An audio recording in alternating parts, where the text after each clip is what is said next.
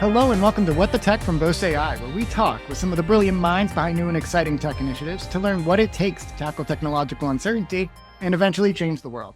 Today, I'm thrilled to welcome Francis Beauchamp-Verdon, co-founder, VP, and Business Development Director at AWL-E, or AWL-E.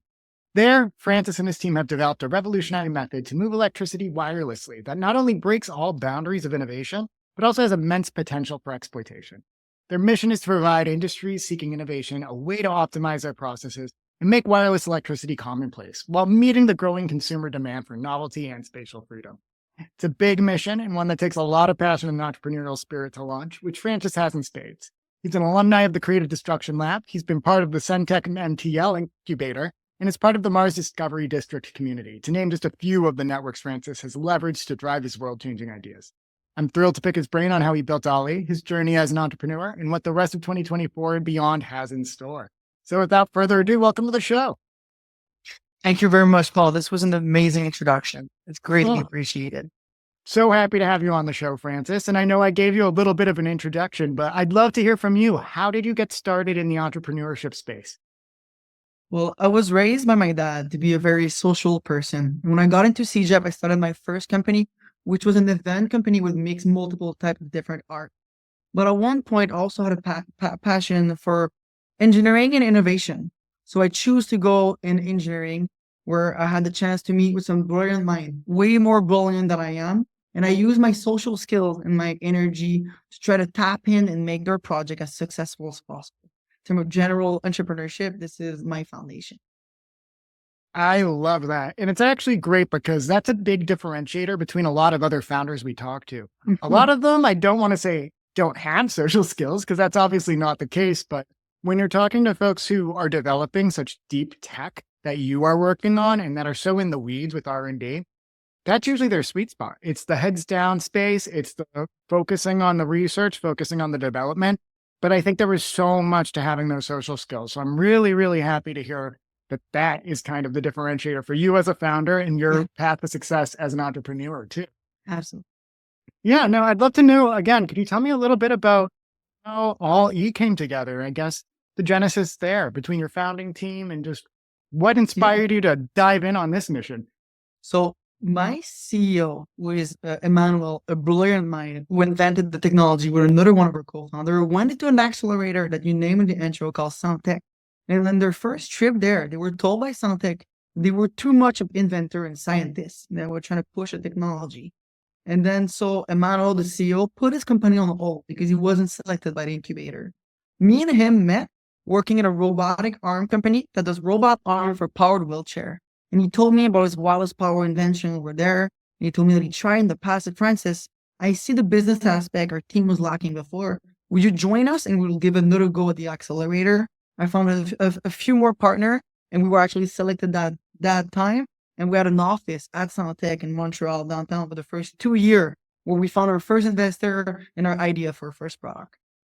That is so cool. And I'm glad that you shouted out that accelerator that you had been working with, because a big thing that we love to talk about on this podcast is community and how you can leverage members of your community. To that end, I know that I've met you because we're connected with our friends at Mars Discovery District, which I also mentioned in your intro. Now, if I'm not mistaken, you're the only Montreal-based member of the Mobility Hub today. Is that correct? Yeah, and the accent you hear right now is French. So I always have to work a little bit harder to come over that language barrier. But yes, we've been in the Montreal ecosystem for quite a while. But when you build hardware and when you build technology, you need as much support as possible. And Mars was the best way for us to get in one of the biggest provinces of Canada, which is Ontario. And their connection, their support, and their mentor is really the fastest way to know how to best implement yourself in new territories. So now we're trying to expand to Canada. And once that is done, we'll move to the US. I like it. No, that's a great approach too. Again, find partners who are already established in the markets you want to go into, and also find the complementary solutions as well. I think specifically with the Mobility Hub, since we've been having these conversations with members of the Mars Discovery District, I'm seeing how all of these different solutions really complement each other. And I'm also seeing how AWL-E too, you had mentioned it, the robotics, things like that. The use cases seem like they would be well beyond even just mobility, but I'd love if we could talk a little bit about what differentiates what you're doing between other maybe products in the market or other businesses trying to build a product like yours that isn't even succeeding? Yeah. Absolutely. I would say that different is our foundation. The reason our CEO invented our technology, because he would look at the wireless power technology in our phone and would find it so inefficient. And that was him as a teenager. And then he got obsessed with reading some Nikola Tesla's blueprint. And he saw that there would be another way to do wireless power than the one that was currently known in the scientific community. And through reading those plans, he built the technology that we use that's called capacitive coupling. The result is the same. And at the end of the day, you either power the device or you power the battery. But our technology is much safer, has a greater range, better spatial freedom, because we use electric field instead of magnetic field. And magnetic field has the problem to generate heat when it touches metal, would come with plenty of regulation. That's why people use it in their kitchen. While our technology is perfect for charging. And we've developed this technology using the cutting edge electronic technology on the market.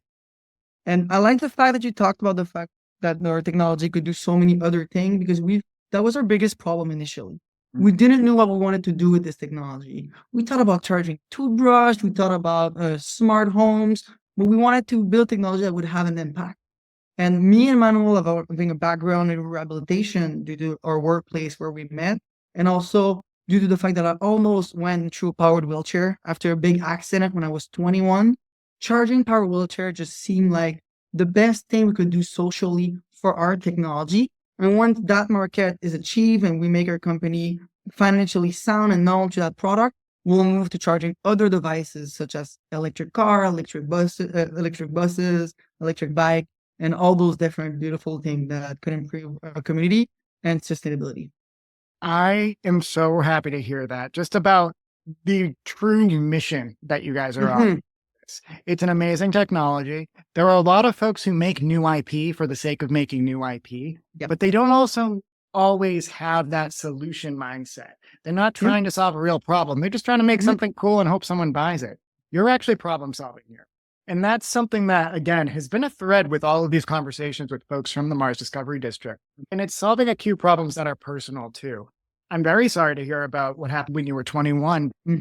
Yeah. And also, again, I was very lucky to not end up in a power wheelchair, but it's not everybody that's lucky like me. And if I was paralyzed from the neck down, I would truly wish to not depend on the nurse or my parents to charge the most important device of my day to day, which the power wheelchair is for them, their leg. This is how they move around. If they wake up with a dead power wheelchair because a nurse or someone forgot to plug it, they're basically bedbound if someone doesn't push them around all day. So we're charging the most important device of their day to day for most of them. I love that. It's empowering them to take ownership of their lives. They don't have to basically resign themselves to a scenario that isn't going to be comfortable on the one hand, but honestly just restrictive. They can still be as mobile as they want to be within the limitations. But again, I love the point you made too about better spatial freedom that all of the AWL-E technology enables, especially around the heating and everything like that, because you can actually charge devices without the ancillary impact on people. You're not going to cook folks, more or less. That's what it comes down to. Beautiful thing about charging the way we do it is that we use electric field. And electric field has no impact on organic matter. Electric field cannot go through the skin or through anything organic. Actually, whenever you plug your laptop, you turn on your TV. Whenever you send power through a wire, there's actually an electric field that appears around that wire. We just found a way to make that electric field resonate between the transmitter and the receiver. We don't set the power distance. We generate the power directly in the device. That's why it makes it so safe. And it also allows us to make it happen with great misalignment and also true object, which enables so many different innovation and is another differentiator for us compared to our competitor that often use inductive technology. Inductive. Okay. Yeah. I was going to say, it's all terminology that I'm familiar with, and you're making a lot more sense by tying it all together for me right now, actually. This is very easy to digest the way you just phrased that. So now I'd love to know too, we talked a lot about the Mars Discovery District and also the other incubator and accelerator programs that you've been a part of. What's on deck for the future? What are you guys looking for in the short term and over the rest of 2024 and even beyond? I know that this is one use case for the technology that you're developing, but it's a powerful one. What's on the roadmap maybe beyond that? Yeah. So I'll be breaking some news for you right now. We are actually going to announce in a very close future an equity financing by one of the biggest financial entity in Quebec called Desjardins Capital. They will be supporting us and will announce the news of that financing with another very important event for us. We will be showcasing our technology at the game in Paris in a few days from now. On the 28th, there's going to be the launch of the Paralympic, where you'll be able to find an agile station, the Olympic Village, to showcase to all the different Paralympic athletes that will be passing by, and we'll be ready to explain them how it works. And that technology will be coming on the market very soon. Actually, our first customer order, the agile station, will be receiving it this year before Christmas. So we have the Paralympic game, which is like our big announcement event to the world, very closely followed by the delivery of the first agile station on the market. That is so exciting. That is huge news. And again, we're all still riding the high from the Olympics that just happened. I'm actually really excited for the Paralympics to just watch as a spectator this year because this year you should look at the Paralympic tennis. Those athletes in powered wheelchair rolling to the ball back and forth is phenomenal. The Paralympic basketball, so many incredible sports. And we just had today actually a woman from Quebec called Ariane Dubuc. She's a Boccia athlete, which is like the bowling version for people that are quadriplegic. So they play the ball using their hand, their head, and their powered wheelchair. Those people have such a powerful will, and it's such a pride for us to be able to either help them or help their community of people that lack mobility. That is exciting. That is so, so cool. Like, again, I just want to keep saying congratulations, Francis. I think you have clearly hit your sweet spot here. And I'm so happy for you guys that it's something that's coming together right now, too. The timing we for still have tons of challenge along the way, Paul. This has been a crazy ride until now, and there's many more hump and problem that will happen in the future. But what matters is that we know our mission is important and that we have investors that actually support that mission. And a group like Mars, group like the Toyota Mobility Hub, the Mobility Unlimited Hub and the Toyota Foundation that believes in what we do. So many times in the beginning, we were told the power wheelchair market is just too small. You should go somewhere else.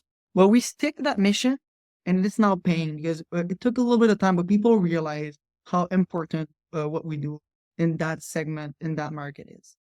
Absolutely. And I think being resilient, I think that's something that you just spoke to here, which is very, very important for all founders. And it actually is going to tee up my next question.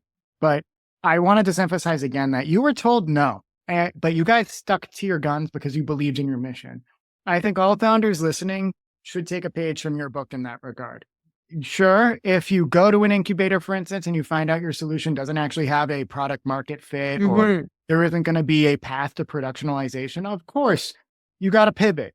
But if you are getting reasons like the market's not big enough, but your solution is solving a huge problem like you guys are, stick to your guns. I love that. It's making sure that you have the integrity baked in from day one and you don't compromise on that. So that is a great point. Now to my question, what's some advice that you'd want to give other folks who are looking to become entrepreneurs today in 2024? Again, you and your founder have pretty different but complementary backgrounds, it sounds like. Yeah, and so I'd love to know from your perspective or from what you've seen, what's some advice you would give somebody looking to get started in the startup game today? I would say that having the right team with the people with different motivation, actually, it came from the mind of our CEO. He knew what he was good at, and he found the right people that were really different from each other. Often it's difficult because similar mind will get along and they will build a team. But me and my CEO, we actually were never agreeing on anything at the beginning. But we're ready to have those long, hard discussions where our two different minds would end up aligning and would make a much better vision. And then when you go to an incubator, you speak to 10 different mentors. 5 of them are going to tell you something. The other 5 will tell you something else. But since me and him represented two sides of the spectrum, and we aligned, we were able to stand by our idea. So I'd say find the right team, but team doesn't necessarily mean you always get along. It means that you believe that you and the other person has the same long-term vision, but are ready to bicker at the moment to find the right ideas.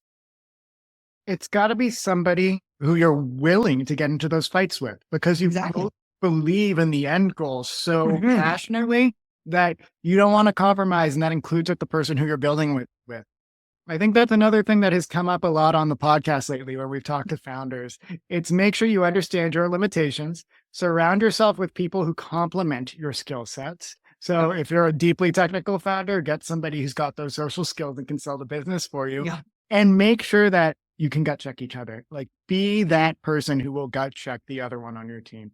That is fantastic advice. I really appreciate that, Francis. Let's dive into the R&D too. Now, I know we did talk about what makes your unique wireless charging different than anything else in the market, but tell me about the R&D and the work that's actually gone into building the solution. So we are fundamentally a hardware company, which is much more rare. There's been that big software boom, and now it's that big AI boom, which is all based on the server and the material of someone else. But hardware is a huge part of innovation. You can't make the new innovation and keep running them on the same physical material. We wouldn't have been able to make such a good wireless power technology if we kept using the previous system. So we had to design everything, every board, even a mathematical equation from scratch. And a thing like R&D shred, when we do what we do, is so important because one mistake will cost us 3 weeks of work. Because we have to redesign the electronic board, reorder them to China, you get the green board, and you solder 1,000 little components on it, you spin your coil around a ferrite, you install them on your board, you plug everything together, you press on and you hope it works. And when it doesn't, you start over again. And shred credit can cover a big percentage of our salary in Canada and also cover part of our consulting and part of our material is a huge thing to allow us to have that runway that allows us to get to the finish line. Absolutely. And it gives you the coverage to get it right. Like you absolutely you want to be able to iterate because that's the whole point. You're experimenting. It's research and experimental development. Yeah. And I was actually talking to an investor from Boston. He said that only he loves to do hardware in Canada due to shred. He's like, look, I'm going to give him $2 million US. It becomes 2.8 Canadian. And then they have so much shred that they can hold out the time it requires to do a hardware innovation. So all those support you get from the government and all those consulting firms that helps you get it, because at one point it's just too much paperwork to do by yourself. You have to focus on the tech. So those consulting firm and those partner like Mars, like the Mobility Hub and like Shred Credit Institution, just makes a big difference to be able to get all that support for software, AI, but mostly and so much for hardware company like this. I am so happy you brought the hardware component into the conversation because I think that's a unique thing. And I think a lot of hardware companies think, oh, I'm not reinventing the wheel. I'm not doing something unique here. You might be. And also, those are more expensive research and development initiatives by and large. And if you can recoup 60 cents on the dollar, man, why would you leave that on the table? Yeah. It changed everything. Absolutely. It wouldn't be possible without it. As simple as that. We wouldn't. So many times before financing round, we ended up with like minus 5,000 in our bank account, tapping our credit line, and that with a 60% shred. So we just wouldn't have made it otherwise. Oh, I mean, I'm glad that you took advantage of it and that you guys made it over the finish line. I hate to say, oh, I'm so happy to hear that about a very trying scenario, but honestly, and another point I'm happy about too is I say it a lot on the show as somebody from Boston. We just really do not have that government funding opportunity. It is just not something that's available. There's a lot of private equity down here, and there's a lot of opportunities from an institutional point. But the government really wants to get in the business of driving innovation up in Canada. And I think it's... Yeah, but the US investors sign bigger check. One is for that reason, so that they can last that long. In Canada, we have smaller check, but we have more support. But when a Canadian company, that sweet spot where they're interesting enough for a US company, you can get both benefits at the same time. Those benefits, they get exponential with each other. I love it. Exactly. That's exactly how people need to be making advantage of this program. And again, stacking your options, making sure you're not leaning too heavily on one, but you're just maximizing your access to all of them and doing the due diligence too. I know that a lot of the VCs that we talk to, if you're not doing shred and you're shred eligible, they don't want to work with you. You're not doing your due diligence. You're not spending their money well. Yeah, it's them throwing their money away when they're like, you should be recouping that 60% of what we just gave you and extending your runway. So that is just very, very wise business building. And I'm so happy to hear it, Francis. Francis, this was an absolute pleasure. I cannot thank you enough for hopping on the show with me. Yep. It was a great pleasure to be able to meet with you. And I'd like to just finish on a special note for two main spokespersons, which are Fares, who's a 17 years old boy, a coder that's paralyzed from the neck down. And he's gonna be our first ever user to try the product. It's because of him that we will be able to fix all little kinks that happen when we do our hardware. Same thing for Ariane, a woman that also a power wheelchair user that helped us develop our technology. And I want to give them a special shout out because it wouldn't be possible without them. I love that. You're going to be driving world-changing innovation, but it started with individuals. Exactly. Started with those two. I love it. Francis, this was an absolute pleasure. Thank you so much. All right. Bye, Paula.